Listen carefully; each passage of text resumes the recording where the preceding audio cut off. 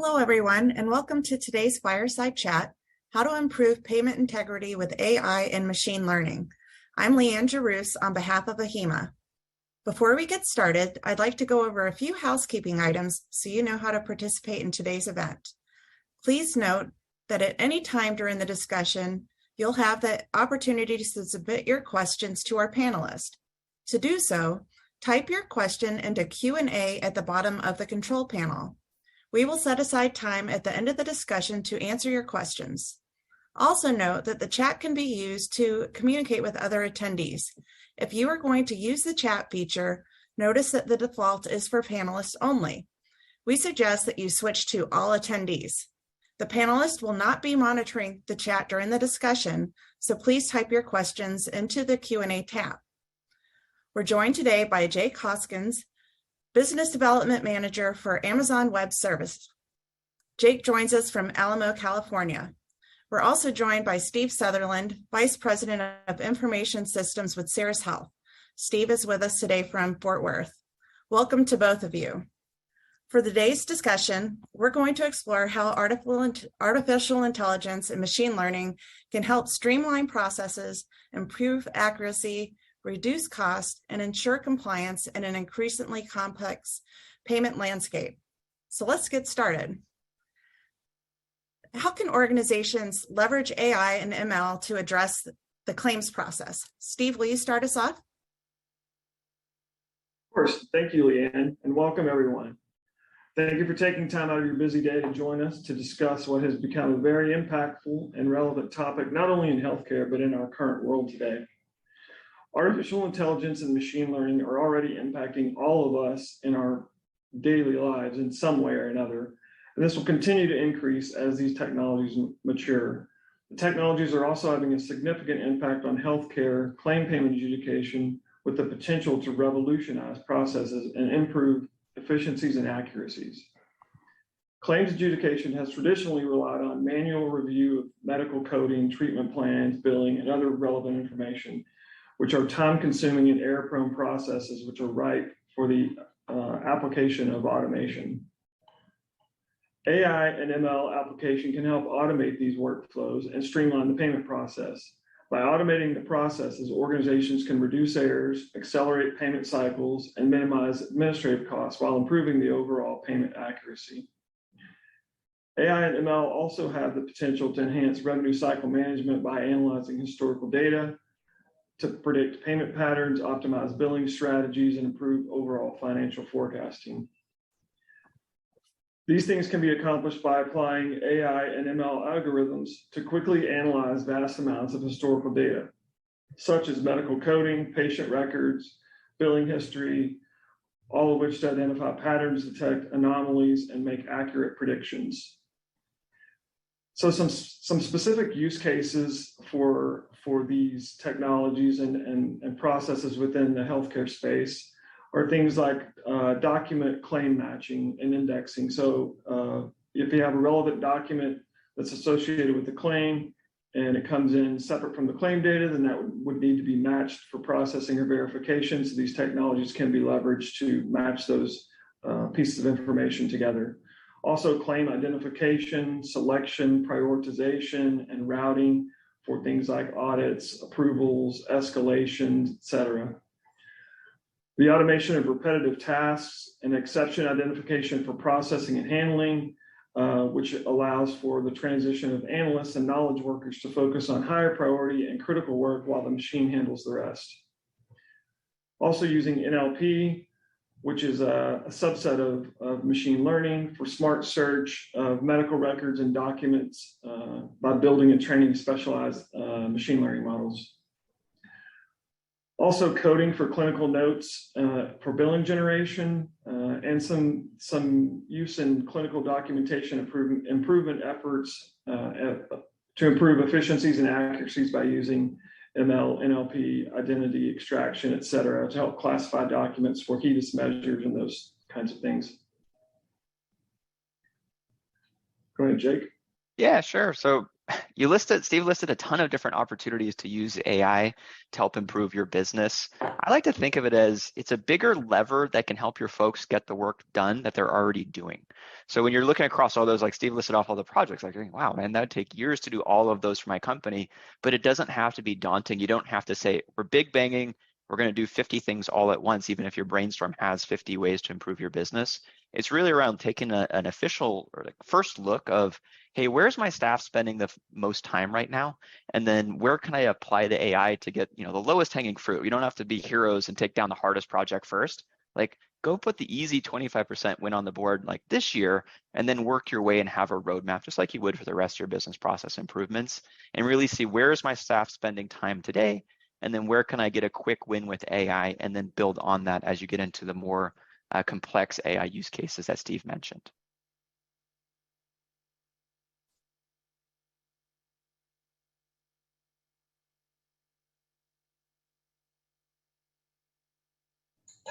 Sorry about that.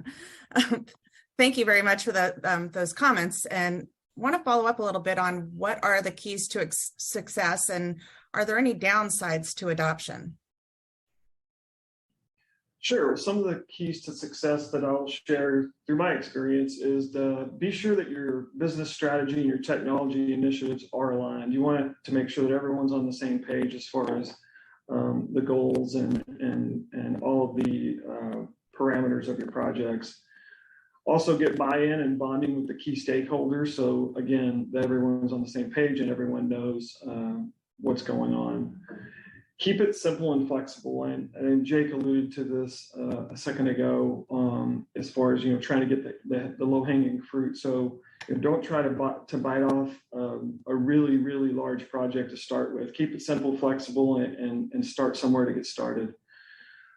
Data, of course, is the key. So having sound data governance, management, and architecture is crucial to ensure reduce data duplication, improve quality, ease of access to the data, the ability to process large amounts of data at high speeds. These are all critical to getting the maximum value from machine learning and AI. I'm sure you heard the saying, garbage in, garbage out. So you really want to have a good handle on your data before you dive into these projects. As far as downsides, there is a steep learning curve to, just like a lot of new technologies out there, there is a steep learning curve to some of this. And there is a challenge in today's market of really being able to find, recruit, and retain skilled resources and expertise in this field. There also can be a gap between the data science output and then the results achieved after operationalizing it, which could impact your projections and ROI. Very good. You, Jake. Yeah, and so building on that, again, it's really around, like I mentioned earlier, just pick the use case where you can put a quick win on the board this year and then go for a bigger one next year, just because, the enemy of getting something done right now is waiting for perfect, which isn't going to happen anytime soon. And so that's where it's really around where can I go get resources? So, we have at AWS, we have AIs that can be easily accessed via an API, so a little window, you can call it up, and then the data science still happens. So data science is still hard. You still have to grab data. It's tough. Like, there's no way around that. But because we're able to have the pre-trained AIs, so you can then send it for tasks that aren't very specific to your business, you can go send it to our pre-trained AIs and then get back the information, and then you can save your scarce data science team for problems that are very specific to your business. And I always like to think of it as, is this a top 3 thing that your sales team is out there trying to sell?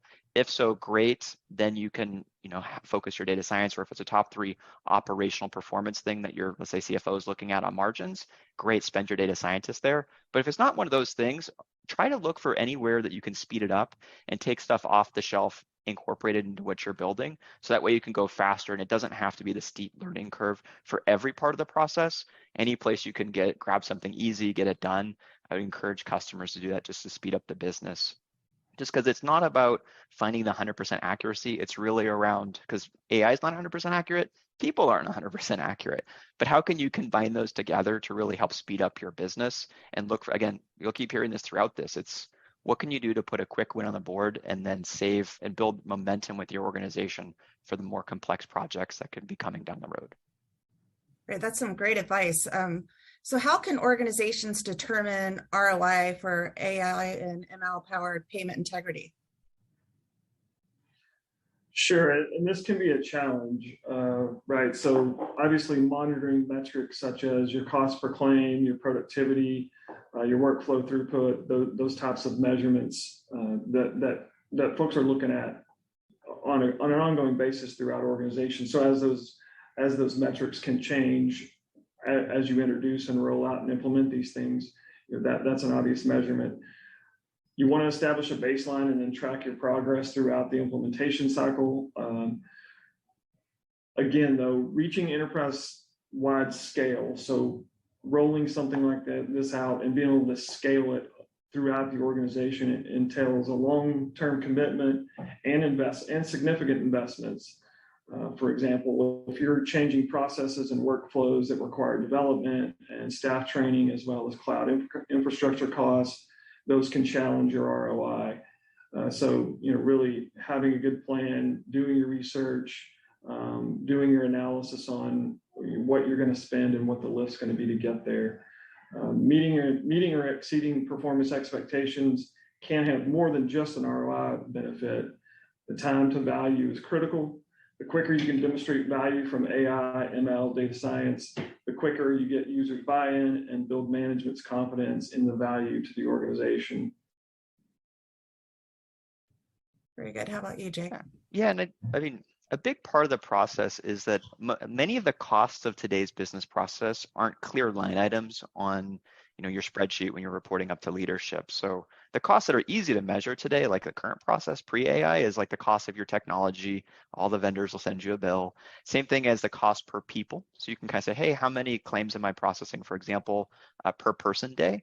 And that's reasonably easy. But the one that's a lot of times most costly is around the cost of mistakes. So whether you're breaking an SLA or you're causing a mistake that's going to lead to expensive rework, I don't know, an appeal or a grievance, or hopefully not a regulatory fine.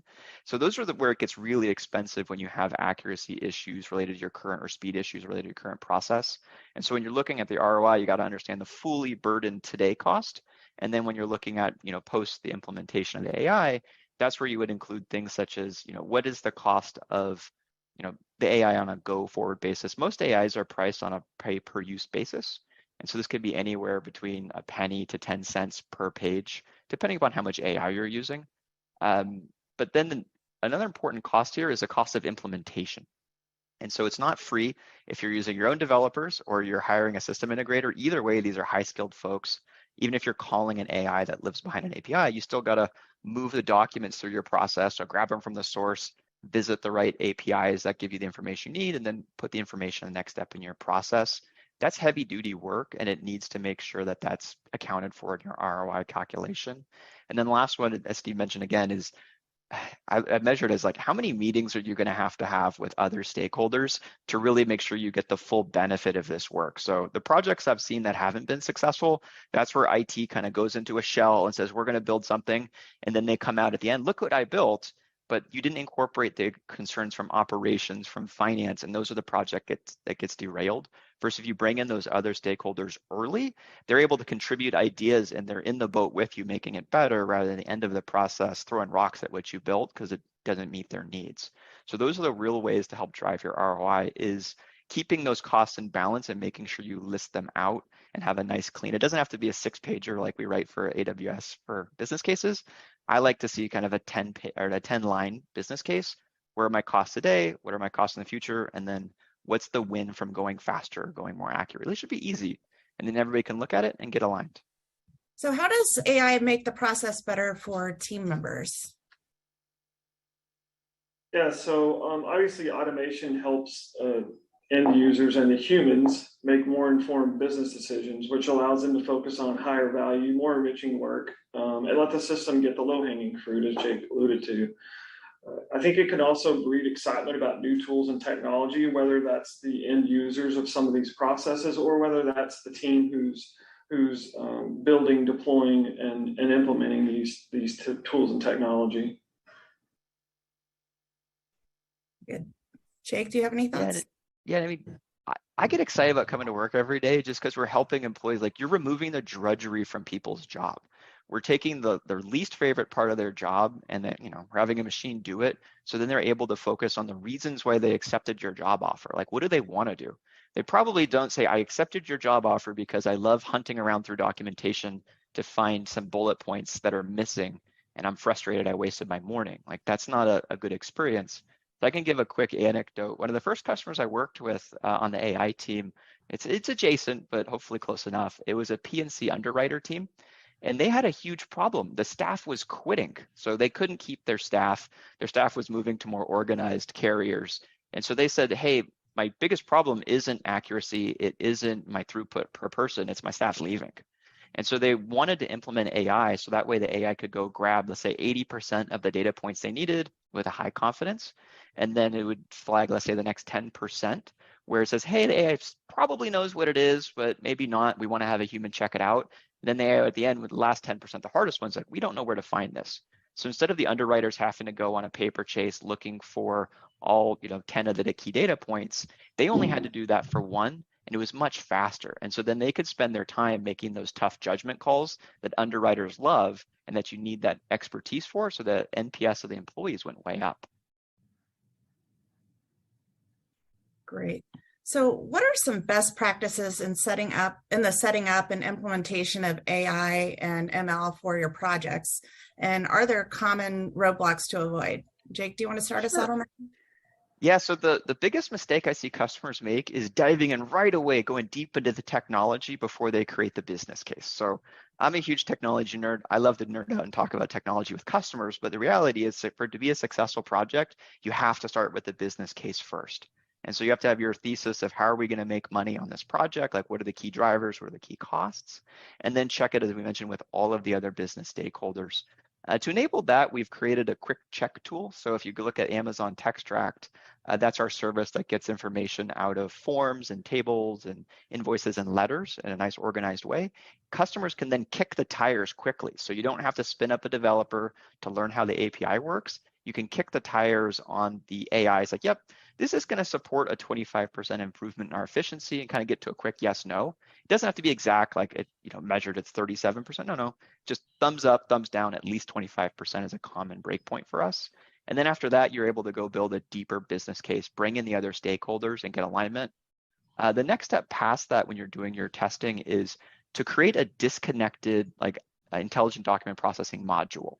The reason why you want to have it disconnected first is so that way you can, again, double click on the key assumptions in your business case to make sure that they hold out. Like, how many corner cases are there? Are the corner cases going to, be an annoying part of the business case, or are they going to sink it? So again, does it fall into the 80% in my prior example that the AI did great, 10% it wasn't sure needed human help, or 10% that it didn't do? And so depending upon your specific case, you're going to get a better sense of that from your disconnected pilot.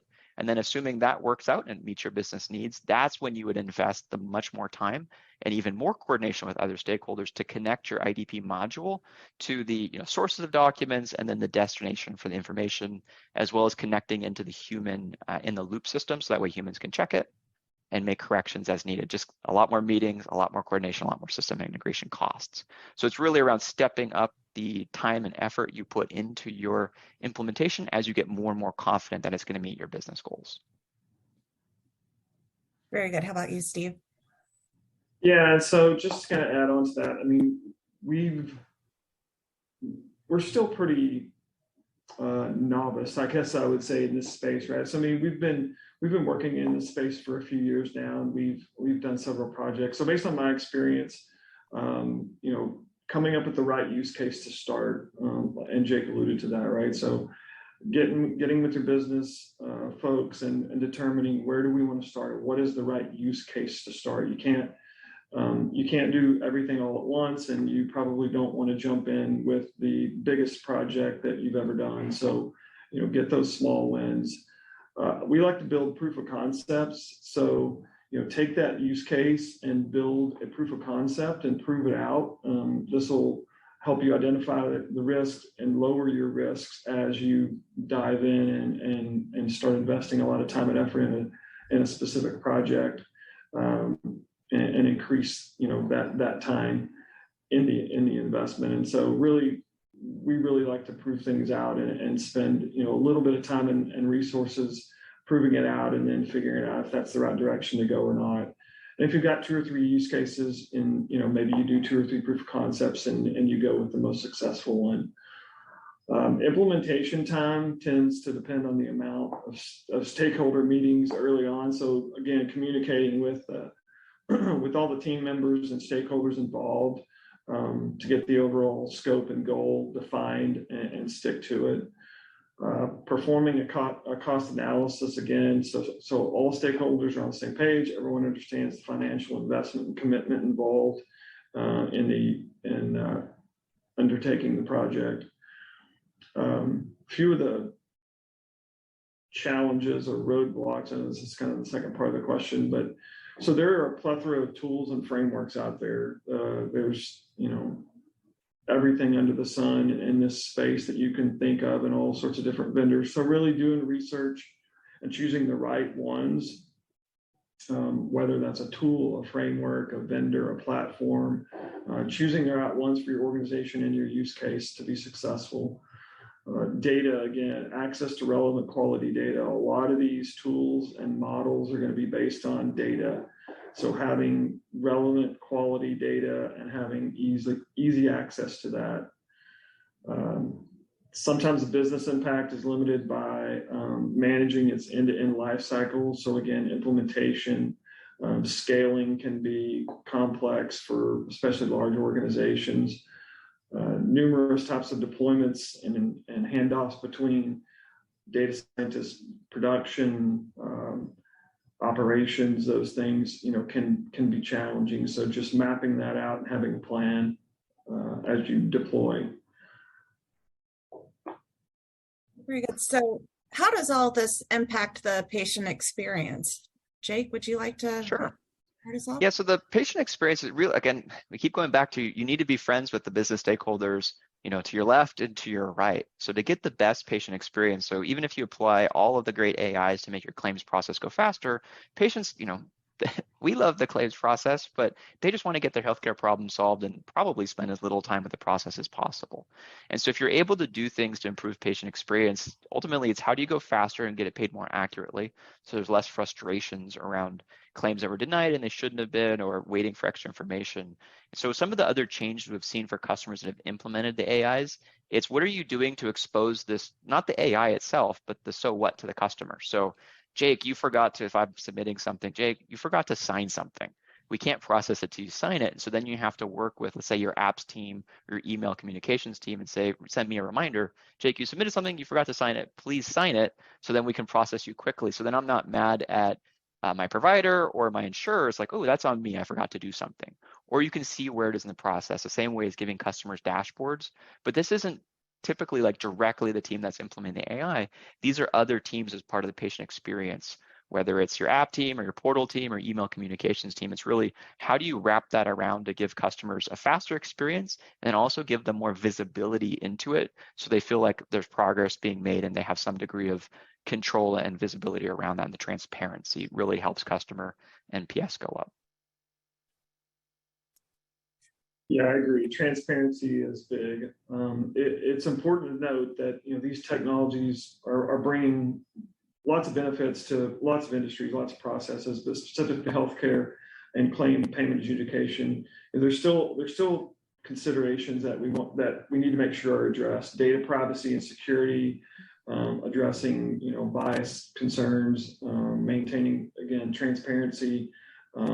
The decision-making are critical factors that need to be considered to maintain public trust and ethics standards within organizations and as a whole. So in summary, I mean, AI and ML technologies have the potential to transform healthcare payment processes and all sorts of processes and business processes in all industries, but specifically healthcare. Payment automation workflows, reducing errors, improving efficiencies. We talked about a few of those. By leveraging these technologies and implementing some of these things, the organizations that we work with and in our space can streamline their operations, accelerate reimbursements, ensure accurate payment outcomes, and ultimately provide better patient care. That's what it's all about.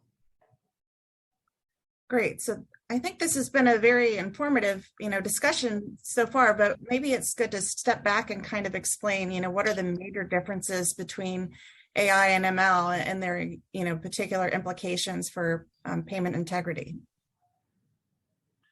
Sure, I'll take the first stab at that, and I'll let Jake chime in. So, because I'm sure he knows it quite a bit better than I do. But so machine learning is a subset of AI. It involves teaching machines to learn from data without specifically being programmed. So you heard the term models. So a machine learning model is a structured type of algorithm that can identify patterns and trends in the data. To make predictions and then ultimately make decisions based on those predictions. AI is more the creation of intelligent programming or machines that can perform tasks, make their own decisions. Let's say things like speech recognition, visual perception, natural language processing. I mean, it's used in everyday life when you talk to your phone or your smart devices, and those types of things are using AI. Very good, Jake. Yeah, I'll give probably a bit more of a practical answer. So as far as what you're hearing from AWS and potentially other vendors. So AI, like if you're hearing it out in the marketplace, typically refers to, think of it as like a canned machine learning that lives behind an API. So it's designed really for developers who want to integrate the power of machine learning into their applications or workflows, but they don't want to spend the scarce machine learning resources to go build a bespoke model. And so some examples of AIs that we have at AWS, for example, Textract. This is our service that helps you grab information out of documents. So it has a forms AI, so you get information off your forms. It can get information off of tables. You can ask questions of your documents, like what was the insurance plan name, and it can go grab it off of the page, as well as it can get information out of invoices. Let's say like, hey, who sent me this invoice? Who received it? What are the line items? What's my total? And it gives you all that information in a nice structured way, because there is machine learning happening, but it lives behind our API. So our service team is doing all of that work for you. And all you need to do is take your document, send it to the API, and get back the information you need. And that's a fully pre-trained service. So you're going to hear a lot about pre-trained AIs. That means that you don't have to go through the process of grabbing the data, creating the model, and putting it into production at scale. That's handled by the AWS service teams. We have another type of AI. I like to think of it as a tunable AI. And so this would be from our Amazon Comprehend family. And this is where you can tune the AI. So think of it as you're standing on top of, 80, 90% of the work has already been done by the service team, but you just need to give the AI some examples. So this would be for, let's say, classifying a document. So if you give the AI 50 examples of each document class you have, and you click, tune or train, then it'll customize that specifically for what your company is calling the classes of documents you get in. So if you have 100 different classes, great. That'll be your words. Whereas if a different company has 200 other classes for some other process, great. We'll use their 200 classes that they need for their business flow. And that same thing would work for key business terms. So we have a lot of customers within healthcare defining like, hey, I really only want to know who the patient is. And so you can train the AIs to go find the patient and ignore the doctors their names might also be on the forms or the letters. Same thing, I want to know what day the person went to the hospital and what day they left. Again, you can define those as key terms and tune the AI to give you back that information. And then moving on to the machine learning side, this is where you do need to have a dedicated or a very skilled data science team or practitioner, and they can use tools like Amazon SageMaker, and it's a complete set of tools. That way they can build their models. Again, ideally it's bespoke for your specific business. So you can use the, I would say generic tools, but the tool set SageMaker to go do things like OCR, but you're kind of like, are you gonna get the most bang for your buck for your machine learning team if you're doing that, or if you want to use a pre-trained service and focus your scarce resources on very specific problems to your business, whether that's a risk rating or finding fraud or anything that's a key selling point of your business value. Thank you, Jake. So is it a requirement to be in the cloud to build and deploy these technologies? It's not a requirement, but I'd say most customers are. So again, customers just want their data processed. A lot of times they'll call me up and say, hey, I have to go process 100 million documents. I just want it to happen, and I don't want to know about how the model works or how the machine, like the compute infrastructure scales. That's a great thing with the cloud, is it just works. You don't have to think about it, and you just send it and it processes. Versus if you were to run machine learning on-prem, let's say, that would become something you're concerned about. Hey, when do I need this data back? How long is it going to take? What part of my system is going to break? It's not just one thing, but you have to have your compute, your models running. Do you have enough GPUs? How's your networking doing? And there's all of these points of complexity that don't go away, but are managed by AWS if you take that workload to the cloud, and it's a lot easier and scalable. But for some workloads, it does make sense to run outside of the cloud, but we're seeing less and less of those, and a lot of our customers will even say, hey, I have some documents for one reason or another, we're still on-prem for this part. Can I send it to the cloud to go get my document processed and then just send me back the information? We have a number of customers that are doing that, but it's typically on the way to a broader cloud transition where they'd say, hey, the future state, I'd like it to be in the cloud, but this is, again, put an intermediate win on the board and get people excited and capture the business value today. Thank Yeah, I you. agree. Let me add to that real quick. So in our experience, cloud adoption provides a much more accelerated and cost-effective method versus on-prem. We still are doing some work on-prem, and I'm sure most companies are in some sort of a hybrid, I'll call it, configuration where you're doing some work and some projects and some data is in the cloud and some is on-prem. But the cloud providers today just offer these tools out of the box, and it's a much shorter, much more cost-effective way to implement and deploy some of these things. There's also so many options with the third-party tools and the integration in these platforms, and Jake mentioned the maintenance and the management piece of it is offloaded, right? So I don't have to have a team who is managing and maintaining that environment. I can offload it onto, my provider. Very good. How about, I'd love for both of you to share an example of how these technologies have helped improve efficiencies. Steve, maybe you can start us off. Sure, yeah. I mean, so without getting into too much detail, I mean, we have a real world example where we implemented some of this technology in a data capture, on a data capture process to use OCR and machine learning to capture the data from the documents and ingest it into our system. And we improved the throughput of that one process by 50%. So, we can ultimately do 50% more work with the same staff. So your staff become, less, let's say, data entry, less touches, more validation, those kinds of things. Yeah. So it's very similar around the increasing the staff ratio. So I could give a story around a customer, Elevance Health, also known as Anthem, the insurer, very popular one. And so they were able to improve, and this is an example where you don't start off at this level. So they're able to improve their efficiency as part of their claims process and dealing with the claims by 90% for a certain part of the process. And so it's a great story. Anthem got to 90%, Elevance got to 90%, but that's not what you should expect on day one. It took them, they've been working on this for years, and it just, every kind of release, you're like, hey, I have a good idea, I'll improve it.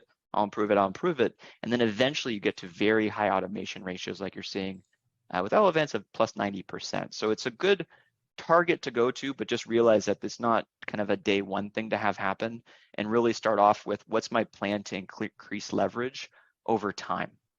And so again, it's have the roadmap. It's not, AI is not magical, solve all problems today. It's a great tool in your belt to increase the efficiency of your teams. And so ultimately then you get to very high efficiency at the end, but it takes hard work because you're changing business process over the course of years, not necessarily quarters. And just to give a quick example as far as how long a lot of projects take, working with enterprise customers, it'll take anywhere from 4 months for a super fast project to 1 year, depending upon how much internal alignment there is, internal release dates. So it's a broad range of how long it takes to get these projects out, and that's just V1. And then it'll increase or the efficiency will increase over the course of time. So then you're able to really crank up the efficiency ratio, but that'd be in year 2 or 3, for example. Great. So I think That's a good segue kind of to our next question is, where do you see this technology going in the PI space in the future? Jake, do you want to start us off?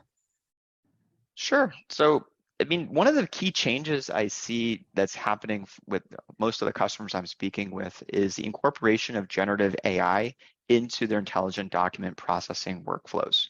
And so it's brand new, it kind of hit the scene. We're doing large language model driven things like when you ask a question using TextRack, we call it queries, that has a language model behind it. And so we're doing that before, but we see a much bigger impact as you're getting more powerful models. And so you're going to be able to start doing things like seems simple to a human, but to the machine learning was hard. So, hey, is this answer reasonable? So today, if you're using TextRack, it'll say, if I'm grabbing a social security number, is the number related to being a social security number? And, did the person write it nicely? And am I confident that, they write the 9 nicely on their social security number? But moving forward with generative AI, it'll be much easier to do things like a reasonableness check. Does this have the right number of digits? Let's say I need to transform it into the format that I need to have landed in my database. You're going to be able to use generative AI to go transform that. And then let's say you're missing something, the case I gave earlier. Say, hey, Jake, you forgot to sign something and you forgot to file something. You're going to be able to use generative AI to communicate with me in the channel I want to be communicated with, whether it's text or if it's an email. Not that my kids would ever answer an email, but so you have to send it to older folks in email like me, but you can give it to them in the way they want it, and even necessarily in the tone that they would want to have the email sent, incorporating the data and do the mass customization, ultimately to help move the process faster for customers. Great, thank you, Jake. So that wraps up our discussion, and so now we're going to open up to the audience for the Q&A. Remember to submit your questions through the Q&A tab at the bottom of your screen. And give me 1 second while I open it up so I can get through. So our first question is, will the adoption of AI and ML change the CERIS business model? So Steve, why don't you get us feedback on that? Sure. Yeah, I don't know that it changes the core business model per se. What it does is it allows us to leverage these technologies to improve our processes and increase efficiencies and reduce errors and have more throughput and more productivity as we grow the business, without having to hire double the staff, let's say. So I don't know that we're looking at it from a perspective, at least not today, of changing our core business model principles, products that we offer, but just using it to enhance them. Perfect. So if clients or providers themselves adopt AI or ML to prevent fraud, waste, and abuse, how will this affect CERIS?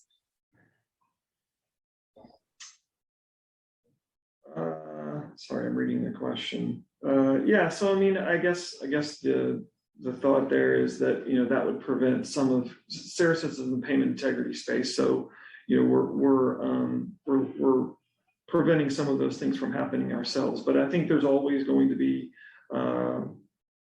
parts of that are going to be filtered out, let's say, and having to take a second look, validation, verification, all of those things. So I don't know that it makes CERIS smarter, right? It makes our competition smarter. It makes our clients smarter. So I think in the grand scheme of things, I mean, I don't know, again, that it affects CERIS's core business model. It's more about the processes and being more efficient and being better and faster at it. So should anybody in the payment integrity realm be concerned about future job security with all of this? I would say no. I mean,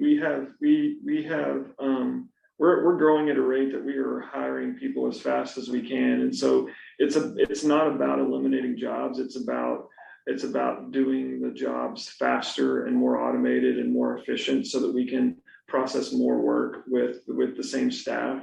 We're not looking at these technologies in a job elimination capacity. Great. So our next question, if we are a budding ML practitioner and I apologize, I all of a sudden have some feedback here. But if we are a budding ML practitioner and all of our experience is on prem builds, how can we expand our knowledge base to include cloud and ML AI services to give the most value to the companies we work for? I could take that one. So AWS has a lot of training programs out there, as well as third-party platforms that teach how to go do it on AWS. So I would encourage you, depending upon where you want to be in the stack. So we have a lot of great learning resources that are available for SageMaker, which is for machine learning practitioners, as well as if you wanted to focus more on what's this, I like to think of it as a so what of what's the ML or AI accomplishing for you. You can work on what are the skills required to connect up the AIs that we have, so from text, extract, or comprehend, and then really put that into the business process. Because a lot of times there's not just one way to go about solving a problem. It's really having a bit of expertise, and there's an art to it around which tool do I pull out of my belt, when do I pull it, and then apply it to specific business problems. So depending upon where you're specifically interested in, if you want to dive deep on being a machine learning practitioner using SageMaker, lots of great training, as well as we have certifications on that side. And then we always have how to go build sessions. So these are like free workshops you can take. They're anyway from an immersion morning to a full day workshop to get practice working with the specific AIs for your paperwork journey, so to speak. So depending on what you're most interested in. And then there's always think of it as more of a PM type of a product manager type path if you want to work at a company, do that. And that's where you're really talking about what's the business challenge we're facing, what tools am I probably going to pull off the belt to go do that, and then working with the engineering teams that would go implement it. So there's a lot of different ways to get involved of adding AI or ML into your business. Perfect. Steve, did you have any thoughts on that question? I did not. Perfect. I guess, we've don't have any other questions, but if anybody would like to, post one in the Q&A, we still have some time. While anybody's coming up, posting, why don't you share your final thoughts on, what some important takeaways from today's discussion are for the audience? Go ahead, Jake. I'll let you kick that one off. Sure. Yeah, so for me, the important takeaways are, if you take nothing else away from today, it's make sure that you're going to go find a business case that will really help move the needle forward at your business. And at least you're working towards a big problem. So one of the mistakes I see with customers is they'll dive too deep into technology without the business case, or they solve something that's too small and it's not going to move the needle. And so if you're able to go find something that's really impactful to your business and that you can put a quick win on the board, that'll help build momentum, not just for yourself, but for the company around making the transition and using AI as part of it. And then using the AI, it's not, again, magic bullet.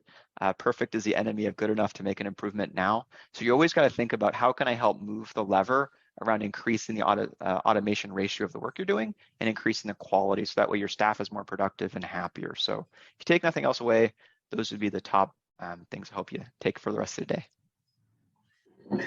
Yeah, I agree, Jake, especially on the use case. And again, align with your business folks, right? I'm on the technology side, so align with your business folks. Make sure that the use case you're looking at is something that's, one, at least you hope is going to be impactful, and that everybody agrees that's the direction to go in. Like you said, you don't want to send a developer, off and put their head in the ground for 3 months and build something and then come back and go, what is this and what is it supposed to do? It needs to make sense, and everybody needs to be on board. Keep it simple and flexible. Get the low-hanging fruit, get those quick wins, and then you can build on those. I think that's really key. And again, creating those proof of concepts, I think, helps you in those areas and points you in the right direction. It's a really exciting time with all this technology, and I think we're really just scratching the surface of it, with what, at least from CERIS's perspective, what we're doing today, what we're working on today. But you hear about it in all industries and social media, everywhere, in the media in general, just about these technologies and where they're being used and how they're being used and just how readily available it is. And like I said, I think we're just scratching the surface, and in a year from now, there will be so much change based on using these things and implementing these things. And it's just really exciting. It's an exciting time to be doing what we're doing. Thank you very much, both of you. It's been a very informative discussion. And that is the end of today's discussion. So want to thank all of everyone for joining us, and for CERIS for sponsoring the discussion today, and hope everybody enjoys the rest of their day. Thank you very much. Thank you, Leanne. Yeah. Thank you, Jake. Have a good day, everybody.